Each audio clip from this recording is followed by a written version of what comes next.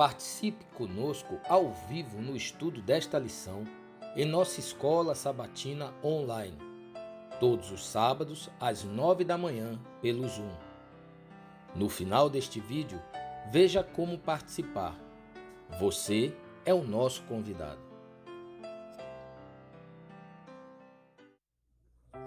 Olá, sejam bem-vindos. Estamos aqui em mais um estudo de escola sabatina. Estamos agora alcançando a lição de número 36 desse tema geral do ano de 2023, Imitando a Cristo. O tema de hoje, o título é O Perigo dos Debates. O verso áureo é um texto de Neemias, capítulo 6, versos 3 e 4. E enviei-lhes mensageiros a dizer: faço uma grande obra, de modo que não poderei descer, porque cessaria esta obra enquanto eu a deixasse e fosse ter convosco? Do mesmo modo, enviaram a mim 4 vezes, da mesma forma lhes respondi. Ao decorrer da lição, entraremos em maiores detalhes sobre essa postura desse restaurador de Jerusalém, Neemias, que trouxe uma reforma para a nação israelita, mas havia muitos inimigos, muitos oponentes do povo de Deus naquele tempo e que procuravam causar danos, inclusive diante do rei da Pérsia. Mas então a firmeza de Neemias foi algo importante naquele momento. A primeira pergunta nos questiona em 4 partes. Diz assim: devemos buscar fazer debates? Se não for possível evitarmos de tomar parte em um debate, do que devemos estar cientes? O que acontecerá se apenas confiarmos no peso dos argumentos? E que tipo de expediente não usaremos? Então, o texto inicial que vamos ver está em Testemunhos para a Igreja, volume 1, página 624 e também na 626. Diz assim: foi-me mostrado que os defensores da verdade não devem procurar debates. Sempre que for necessário para a propagação da causa da verdade para a glória de Deus, que se enfrente um adversário, quão cautelosamente, com que humildade deverão eles entrar no conflito. Com exame interior, confissão de pecado e sincera oração, e muitas vezes jejuando por algum tempo, devem eles suplicar que Deus lhes dê especial auxílio, concedendo à sua salvadora e preciosa verdade uma vitória gloriosa, para que se possa mostrar o erro em sua verdadeira deformidade e seus defensores sejam completamente derrotados. Os que se empenham pela verdade e contra seus oponentes devem compreender que não enfrentam meros homens, mas que estão contendendo com Satanás e seus anjos, os quais se acham determinados em que o erro e as trevas sejam conservados e a verdade oculta por eles. Como o erro está mais de acordo com o coração natural, é aceito como verdade. Os comodistas amam o erro e as trevas e não estão dispostos a ser reformados pela verdade. Não querem vir para a luz para que suas obras não sejam reprovadas. Se os que permanecem em defesa da verdade confiarem tão somente no peso dos argumentos, demonstrando apenas fraca confiança em Deus, e assim enfrentarem seus oponentes, nada será obtido em favor da verdade, mas haverá decidida perda. A menos que ocorra patente vitória em favor da verdade, a situação será pior do que antes do conflito. Aqueles que poderiam inicialmente ter tido convicções da verdade acalmam sua mente e decidem em favor do erro, porque em seu estado de trevas não percebem a superioridade da verdade. Você nunca deve entrar num debate em que tanto se acha em jogo, fiando-se em sua habilidade no uso de poderosos argumentos. Se não é razoavelmente possível evitá-lo, tome parte no debate, mas faça-o com firme confiança em Deus e em espírito de humildade, no Espírito de Jesus, que lhe pediu que aprendesse dele que é manso e humilde de coração. E então, a fim de glorificar a Deus e exemplificar o caráter de Cristo, você jamais deve tirar proveito ilegítimo de seus oponentes. Ponha de lado o sarcasmo e o jogo de palavras. Lembre-se de que você está em combate contra Satanás e seus anjos, bem como contra os homens.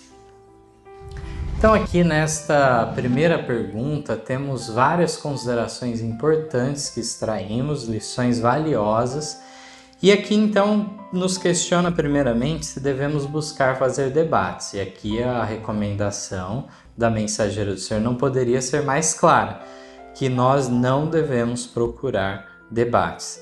Mas se não for possível evitar, do que devemos estar cientes? Se ficarmos bastante receosos de entrar nesse combate, que não é um combate natural, mas sobrenatural, e que sem o auxílio de Deus não prosperaremos. Aqui nós vemos que realmente, se for possível evitar, é melhor evitar.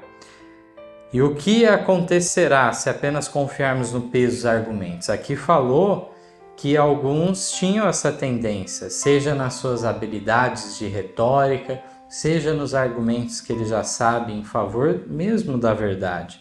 Mas isso não é garantia que a verdade sairá em triunfo, uma vez que pode ser apresentado o erro de maneira perspicaz, de forma que venha a enganar as almas, e dessa maneira, então, em vez de ser uma vitória, pode ser uma derrota para a causa de Deus. Uma vez que aqui fala que, a menos que ocorra patente vitória em favor da verdade, a situação será pior do que antes do conflito. Então tem que ficar algo assim muito claro, muito esclarecido para todos.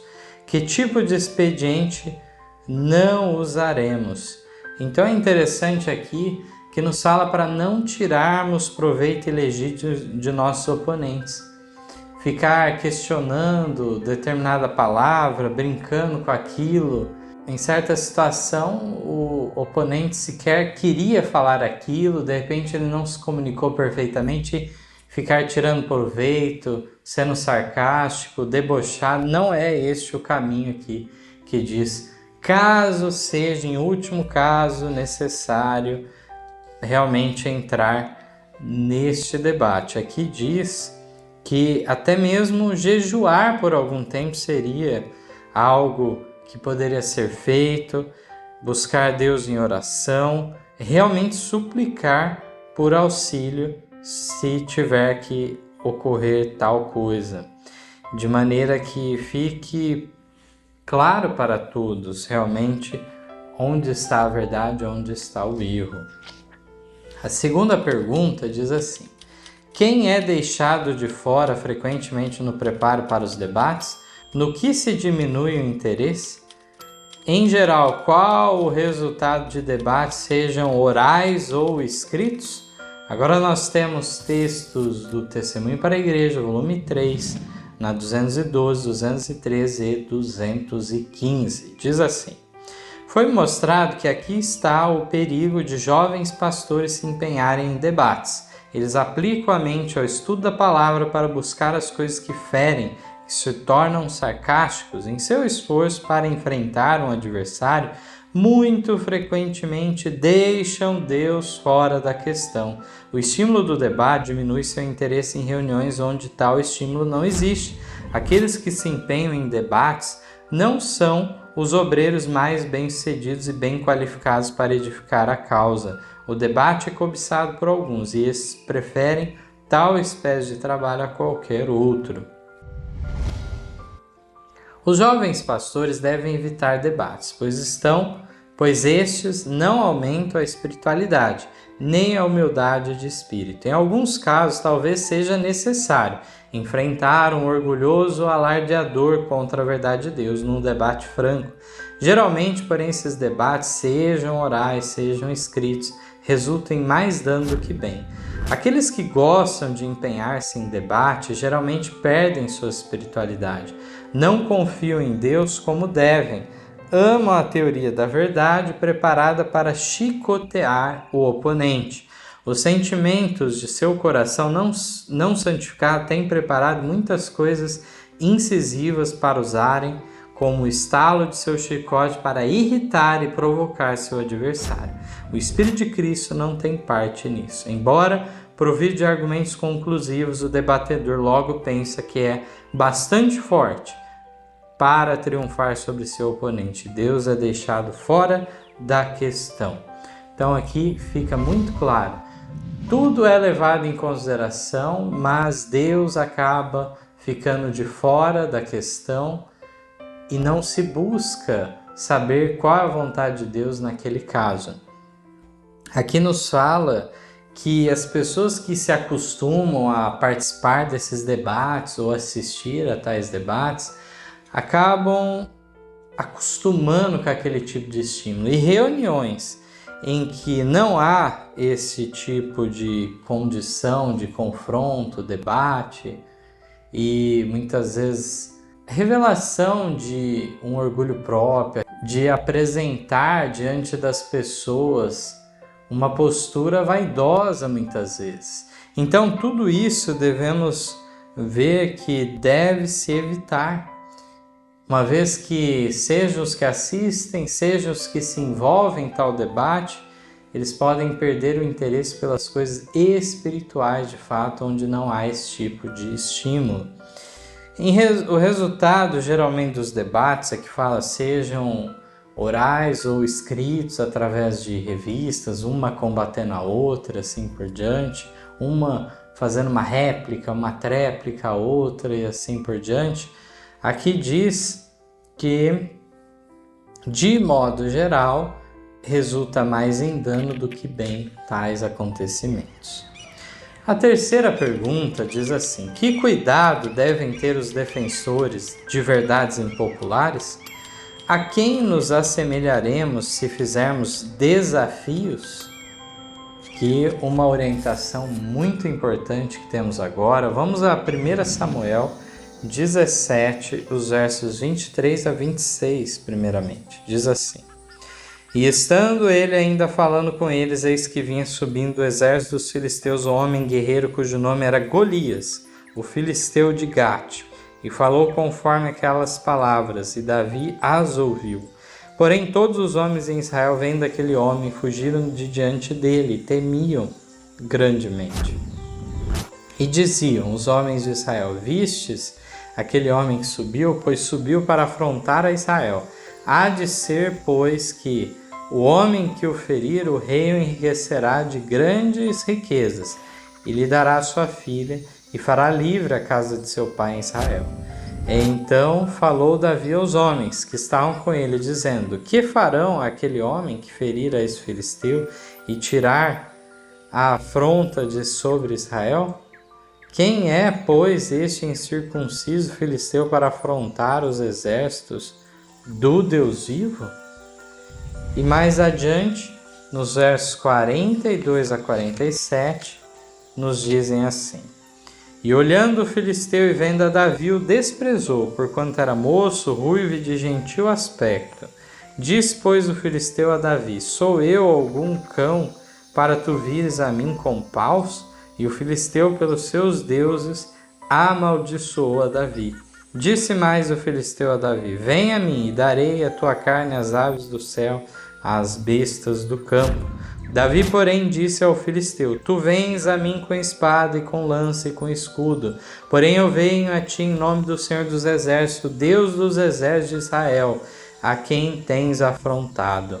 Hoje mesmo o Senhor te entregará na minha mão, e ferir-te-ei, tirar-te-ei a cabeça, e os corpos do arraial dos filisteus darei hoje mesmo às aves do céu, às feras da terra, e toda a terra saberá que há Deus em Israel. E saberá toda essa congregação que o Senhor salva, não com espada nem com lança, porque do Senhor é a guerra, e Ele vos entregará na nossa mão. Então vemos nesse episódio a afronta, o desafio apresentado continuamente pelaquele gigante Golias dos filisteus. Aqui é comentado agora nos Testemunhos para a Igreja, volume 3, página 218 e 219. Na apresentação de uma verdade impopular, o que envolve pesada cruz, os pregadores devem ter cuidado para que cada palavra seja segundo a vontade de Deus. Suas palavras nunca devem ser mordazes, devem apresentar a verdade com humildade, com mais profundo amor pelas almas e um sincero desejo quanto à salvação delas, deixando que a verdade penetre. Não devem desafiar os pastores de outras denominações, nem procurar provocar debate. Não devem adotar atitude semelhante à que assumiu Golias ao desafiar os exércitos de Israel. Israel não desafiou a Golias, mas este manifestou orgulhosa altivez contra Deus e seu povo. O desafio, a altivez e o escárnio devem proceder dos oponentes da verdade, que desempenham o papel de Golias. Mas nada desse espírito deve ver-se naqueles a quem Deus enviou para proclamar a última mensagem de advertência ao mundo sentenciado. Nossos pastores não devem desafiar e provocar debate, que o desafio venha daqueles que se opõem à verdade de Deus. Então, realmente, em relação a esse texto, nos fala que temos uma verdade que é o quê? Impopular.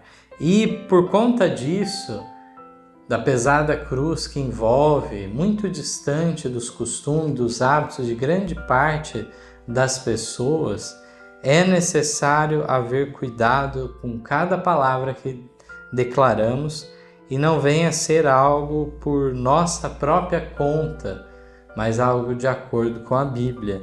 Diz que devemos deixar que a verdade penetre nas pessoas e assim, não através de palavras mordazes, mas confiando no poder da verdade para trazer um despertamento nas pessoas. A quem nos assemelharemos se fizermos desafios? Aqui diz que há o gigante Golias, que nunca os nossos ministros devem provocar, desafiar para debates, nada disso deve vir de nossa parte. Eventualmente, virá dos outros tal desafio e será necessário dar uma resposta, mas frequentemente isso se delonga mais do que deveria. Deveria se responder em alguns casos de maneira rápida, direta, de maneira de sustar aquele mal rapidamente. Nós encontramos aqui que nunca vai ser da parte dos pastores o provocar o debate, mas os que opõem-se à verdade, eles podem apresentar desafio, altivez, escárnio, eles desempenhando tal papel orgulhoso. A quarta pergunta diz assim: os defensores da verdade podem sair derrotados em um debate? Devemos evitar um debate sempre que for possível? Pode haver pessoas sinceras que incentivam debates? Temos agora Testemunhos para a Igreja, volume 3, página 220, 424 e 426. Satanás espreita a oportunidade de alcançar vantagem sobre os pastores que defendem a verdade. Ao deixarem eles de pôr a sua inteira confiança em Deus e não serem suas palavras pronunciadas no Espírito e amor de Cristo, os anjos de Deus não os podem fortalecer nem iluminar. São abandonados à própria força e os anjos maus impõem suas trevas. Por essa razão, os oponentes da verdade parecem às vezes obter vantagem e o debate produz mais mal do que verdadeiro bem. Debates nem sempre podem ser evitados. Em alguns casos, as circunstâncias são tais que entre dois males se deve escolher o menor, que é o debate. Mas onde quer que possam ser evitados, devem ser, porque o resultado raramente traz honra a Deus. As pessoas que gostam de ver adversários em combate talvez clamem por discussões. Outros, que têm o desejo de ouvir as prós de ambos os lados, podem incitar debates com os mais sinceros motivos, mas sempre que eles forem evitáveis, evitem-se. Em virtude dos homens que neles se empenham, poucos são os debates que se podem realizar sobre base sã.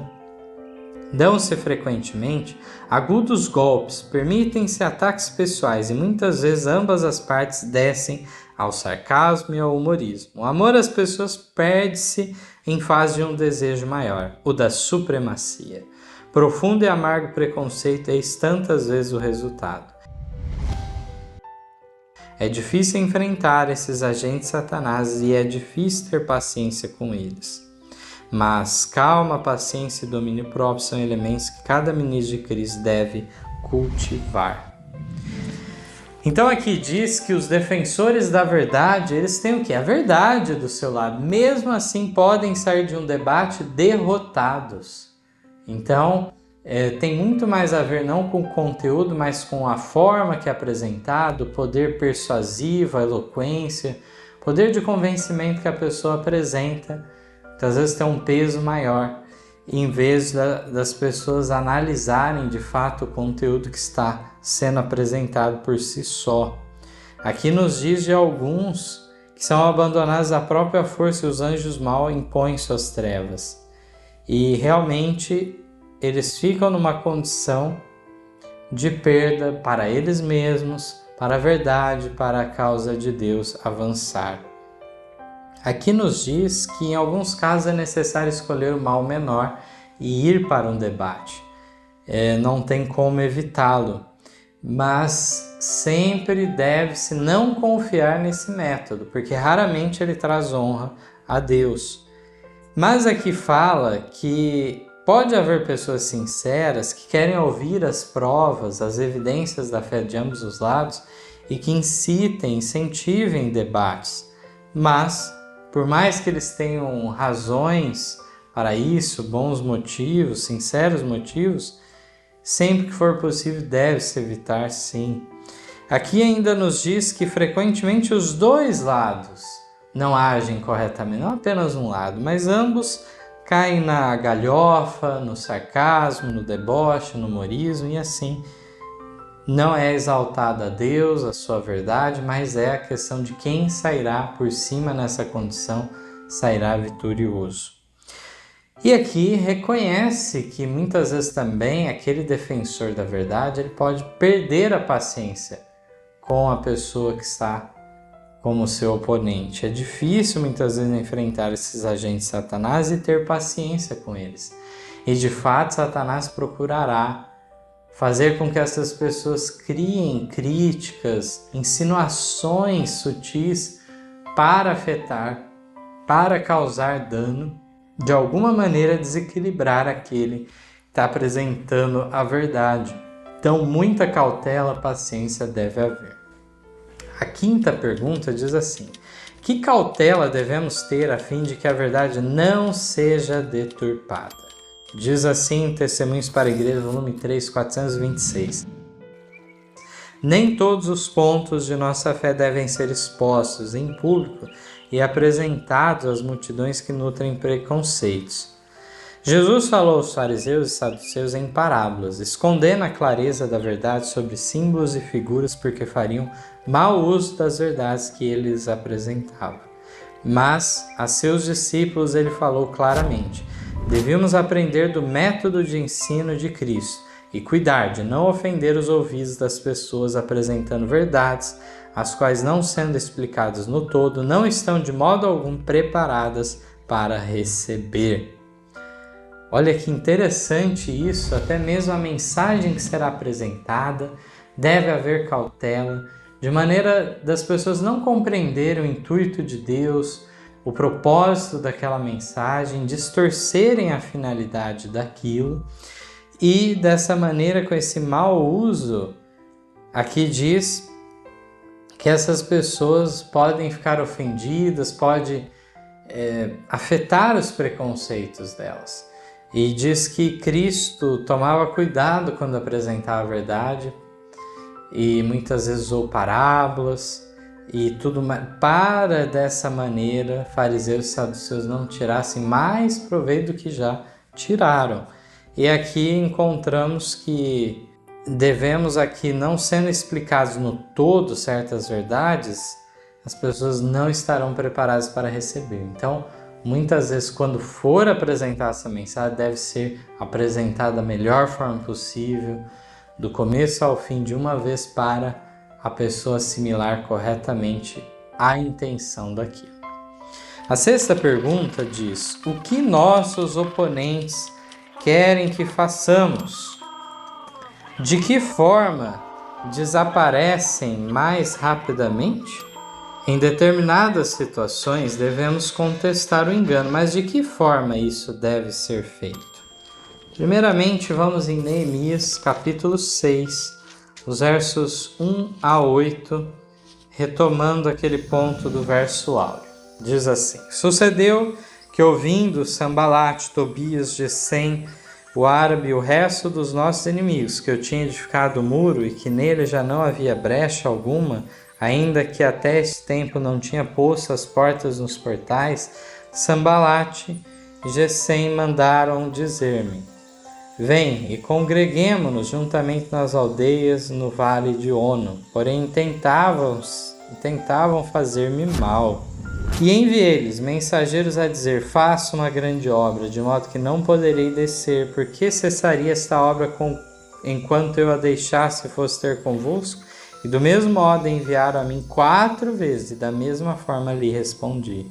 Então Sambalate, ainda pela 5ª vez, me enviou seu servo com uma carta aberta na sua mão, e na qual estava escrita: Entre os gentios se ouviu, e Gasmu diz: Tu e os judeus intentais rebelar-vos, então edificas o muro, e tu te farás rei deles, segundo essas palavras. E que puseste profetas para pregarem de ti em Jerusalém, dizendo: Este é rei em Judá, de modo que o rei o ouvirá, segundo essas palavras. Vem, pois, agora, e consultemos juntamente. Porém eu mandei dizer-lhe: De tudo o que dizes, coisa nenhuma sucedeu, mas tu, do teu coração, o inventas.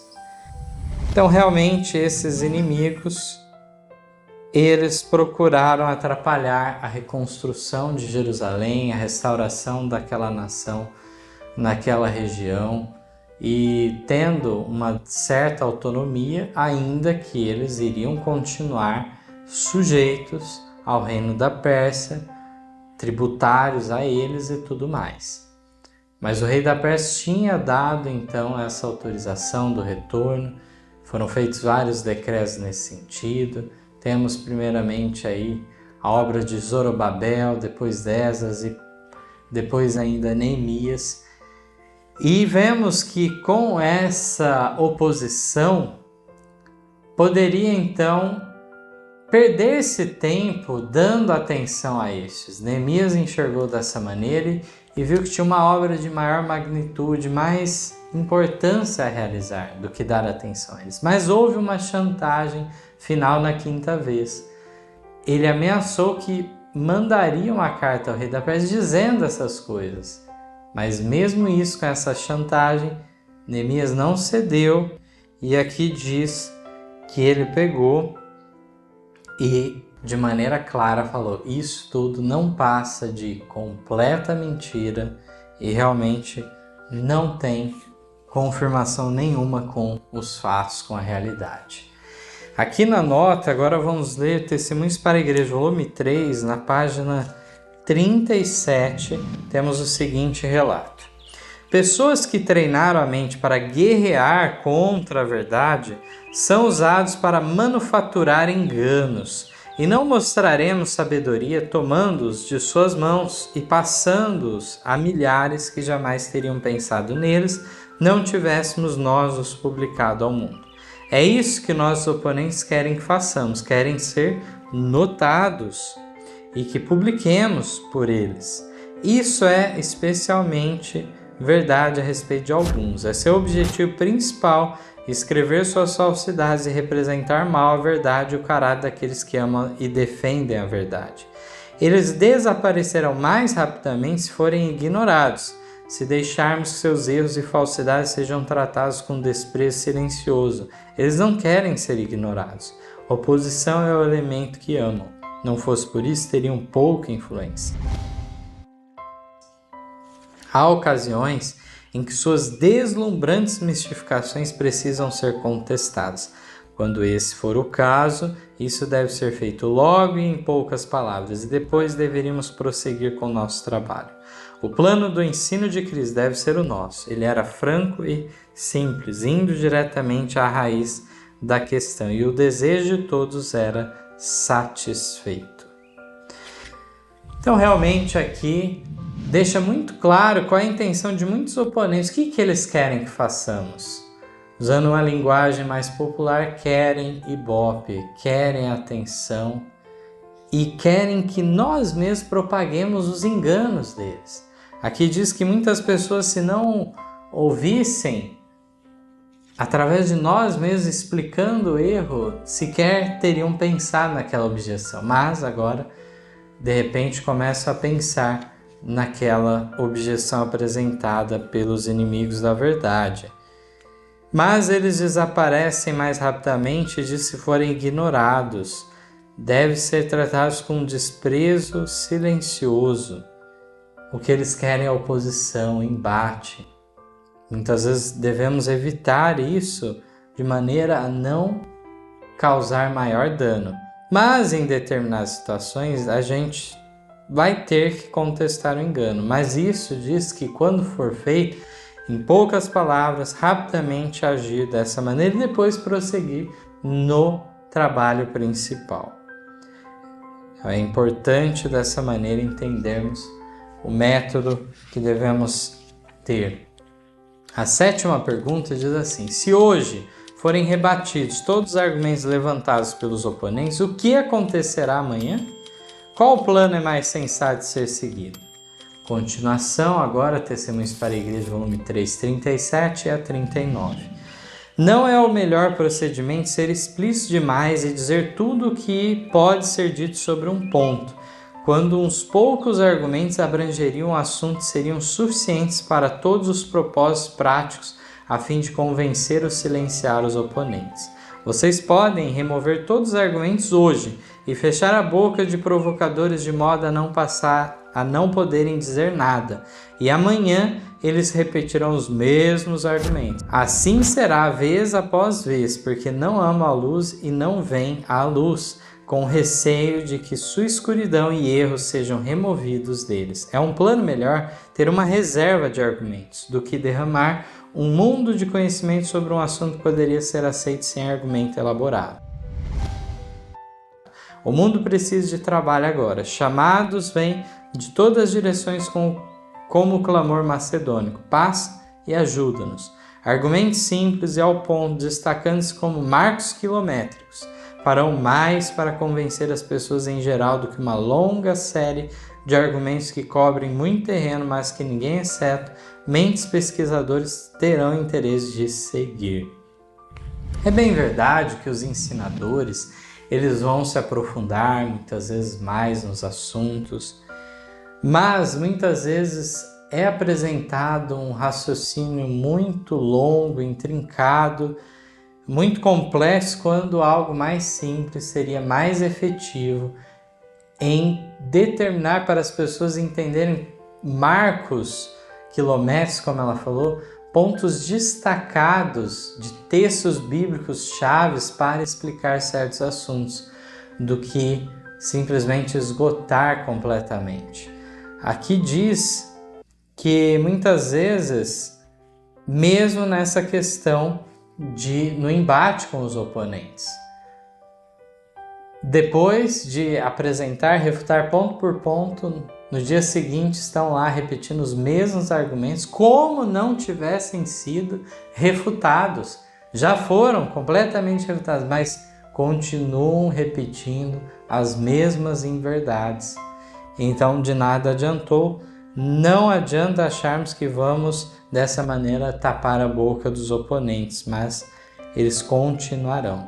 E aqui nos diz então de é um plano melhor ter uma reserva de argumentos.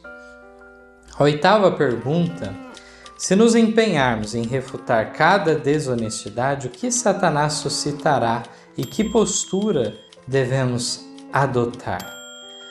Agora, Testemunhos para a Igreja, volume 3, página 38, diz assim: se homens que se empenham a apresentar e defender a verdade da Bíblia empenharem-se em examinar e mostrar o engano e inconsistência de homens que desonestamente mudam a verdade de Deus em mentira, Satanás suscitará oponentes suficientes para manter suas canetas constantemente em uso, enquanto outros ramos da obra serão deixados a sofrer.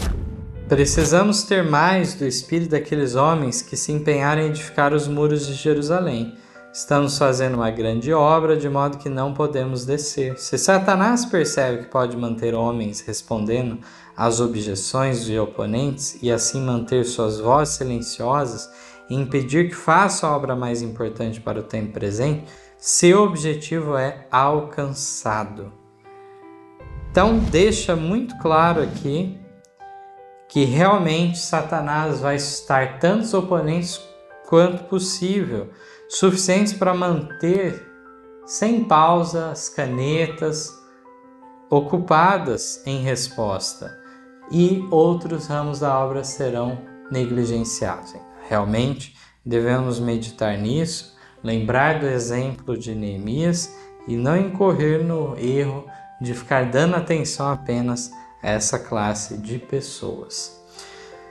Nona pergunta: o que nunca empregaremos ao defendermos as doutrinas fundamentais?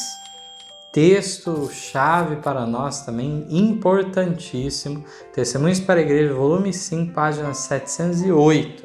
Diz assim: agitar, agitar, agitar. Os assuntos que apresentamos ao mundo devem ser para nós uma realidade viva. É importante que, ao defender as doutrinas que consideramos artigos fundamentais da fé, nunca nos permitamos o emprego de argumentos que não sejam inteiramente retos. Eles podem fazer calar um adversário, mas não honram a verdade. Devemos apresentar argumentos legítimos, que não somente façam silenciar os oponentes, mas que suportem a mais acurada e perscrutadora averiguação.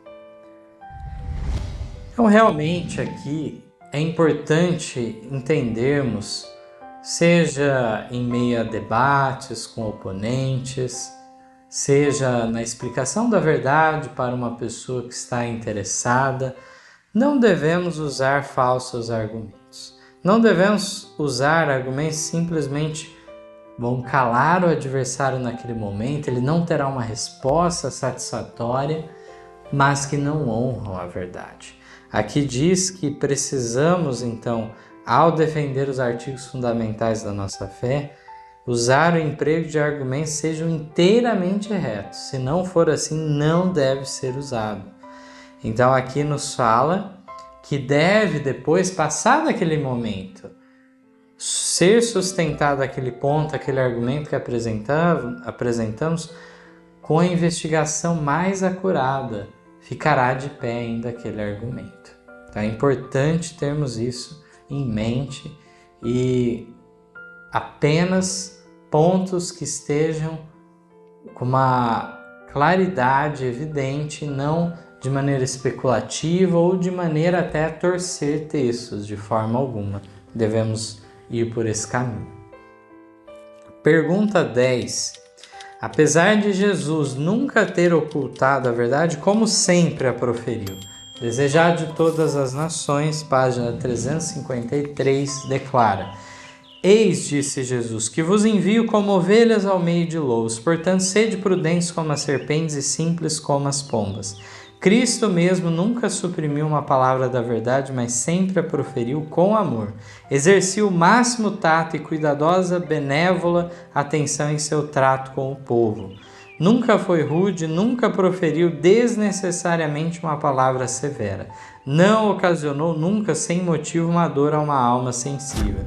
Não censurava a fraqueza humana. Denunciava sem temor a hipocrisia, a incredulidade, a iniquidade, mas tinha lágrimas na voz quando emitia suas esmagadoras repreensões. Chorou sobre Jerusalém, a cidade amada, que o recusava receber a ele o caminho, a verdade e a vida. Rejeitaram a ele, o Salvador, mas olhava-os com piedosa ternura e com tão profunda dor que lhe partiu o coração.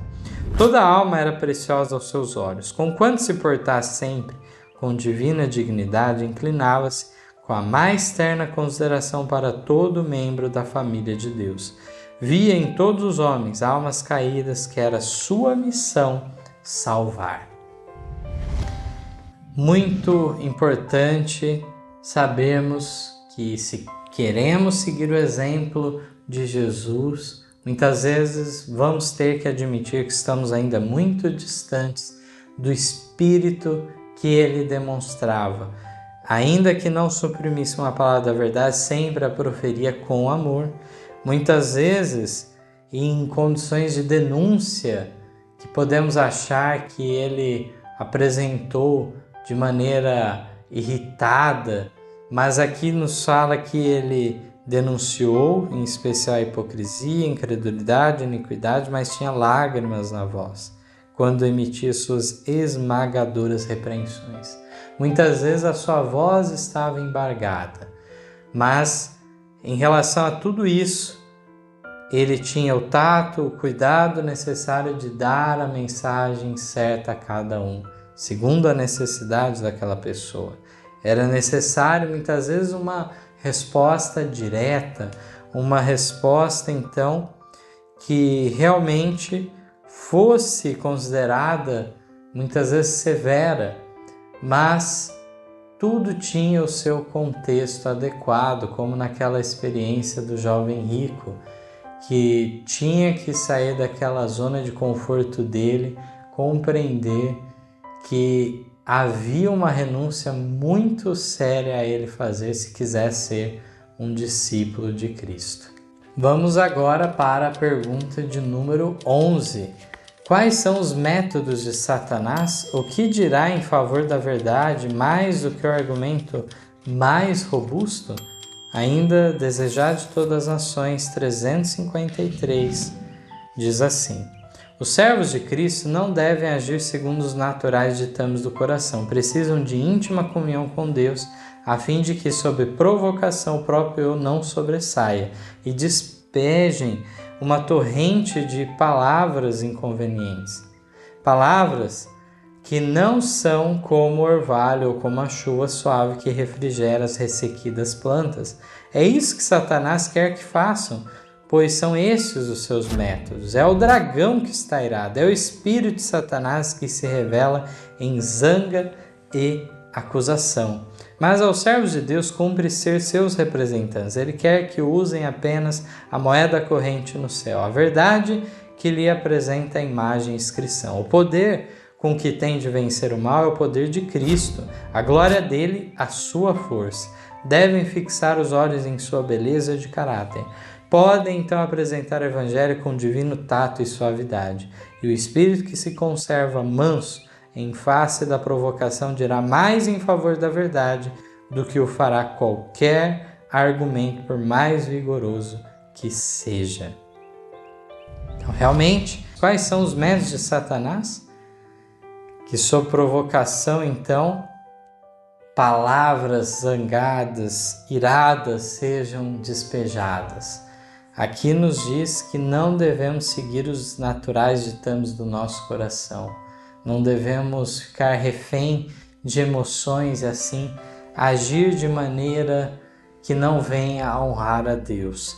Aqui nos diz que o espírito que se conserva manso em face da provocação, isso dirá mais em favor da verdade do que qualquer argumento que fosse utilizado. Então, realmente, não apenas o conteúdo apresentado, mas a forma que é apresentada conta. Ainda que, claro, como podemos fazer a comparação com o presente, a embalagem do presente não tem a mesma importância do presente em si, mas é algo que faz também a diferença, uma embalagem que seja coerente com o presente que será dado. Assim, na mensagem apresentada deve haver essa coerência também. A última pergunta, pergunta de número 12, diz assim: de que forma devemos nos manter ao sermos enviados em meio aos lobos? Mais um trecho do Desejado 353 diz: os que são lançados em conflito com os inimigos da verdade têm de enfrentar não somente homens, mas Satanás e seus instrumentos. Lembrem-se eles das palavras do Salvador: eis que vos envio como ovelhas ao meio de lobos. Descansem no amor de Deus, o espírito permanecerá calmo, mesmo quando pessoalmente maltratados. O Senhor os revestirá de divina armadura. Seu Santo Espírito há de influenciar a mente e o coração, de modo que a voz não se lhes assemelhe ao uivo dos lobos. Essa parte final é maravilhosa, porque as características do servo de Deus não devem ser confundidas com as características dos instrumentos do maligno. Nos fala de permanecermos com o espírito calmo, mesmo quando pessoalmente maltratados. E nos diz então desse envio realmente, como ovelhas ao meio de lobos. Jesus reconheceu que seria assim, mas aqui diz que devemos ser influenciados pelo Espírito Santo de modo que a nossa voz, as nossas palavras não sejam semelhantes aos dos lobos, os quais estamos combatendo. Devemos combater com um expediente mais elevado, mais nobre do que aquele utilizado por eles.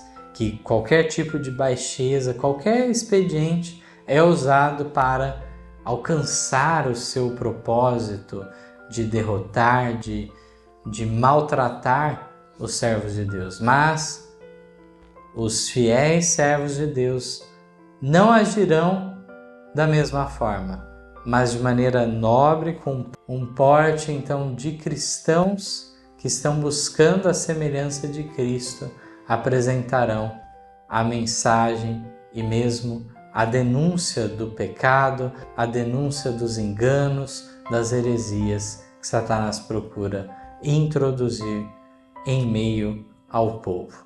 Que Deus nos abençoe, que a mensagem apresentada hoje sobre o perigo dos debates venha nos trazer esclarecimentos sobre isso, que os nossos métodos estejam de acordo com o céu. Que Deus nos abençoe e nos guarde. Amém. Em nosso site vocês encontrarão estudos, notícias, dicas de saúde, além de todas as nossas lições. Participem conosco através da nossa página no Facebook e assistam todas as nossas lições através do YouTube. Você também pode participar ao vivo das lições da Escola Sabatina todos os sábados a partir das 9 da manhã pelo Zoom. Ligue ou mande uma mensagem para os números de WhatsApp que aparecem na tela e venha estudar conosco. Você é o nosso convidado.